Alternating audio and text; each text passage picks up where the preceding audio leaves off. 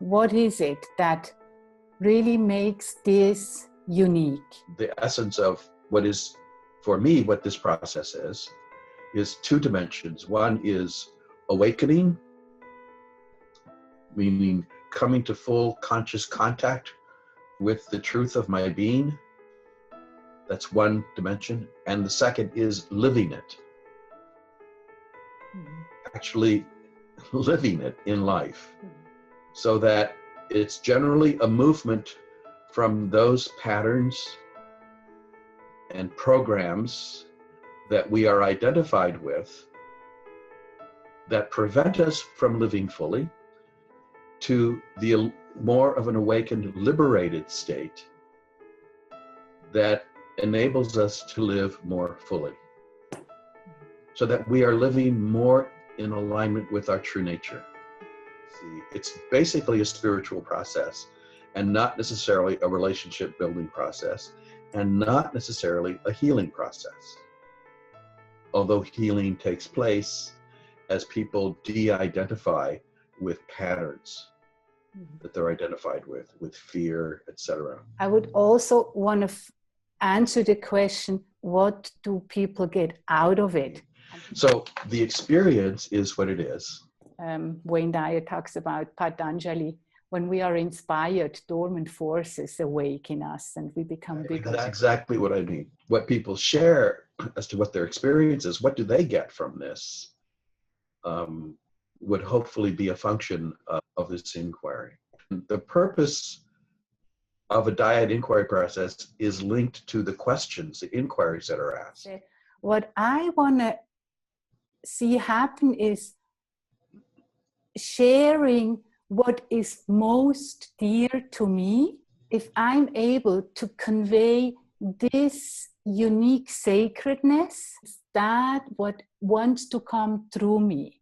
What is most dear to me, you said something about sacred. And that's what I sense in what I mean by your most authentic self. That's sacred self. Very often I hear you put words to something that is inside of me and it's spoken out.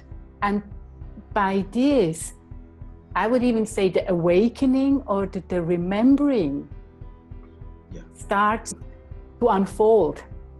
This wisdom or this knowledge needed to be heard. I like the dormant forces waiting to be awakened. And awaken means, for me,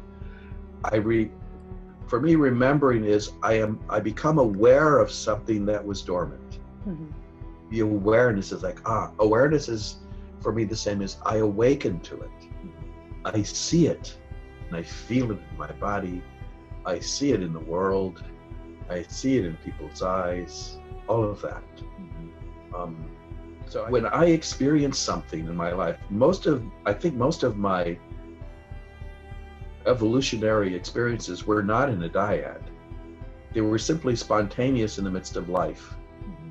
Maybe a special moment that walking down the street or looking at a child or remembering something in my own life.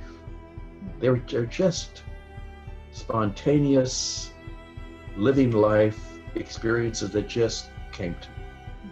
But then there's something about the dyad. You used these two words and I added one.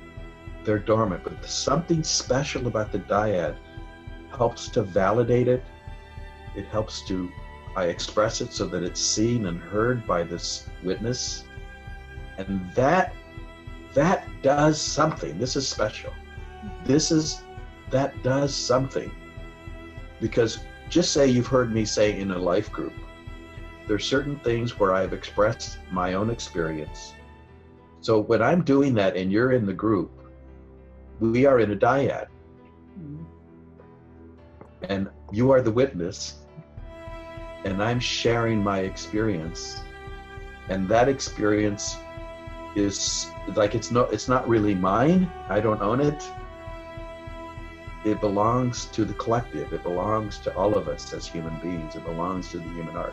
And sometimes when I say something, in those moments, it touches something in you that helps you remember. This happens in the dyad, in the relational space, and that's what makes this unique, the dyad process.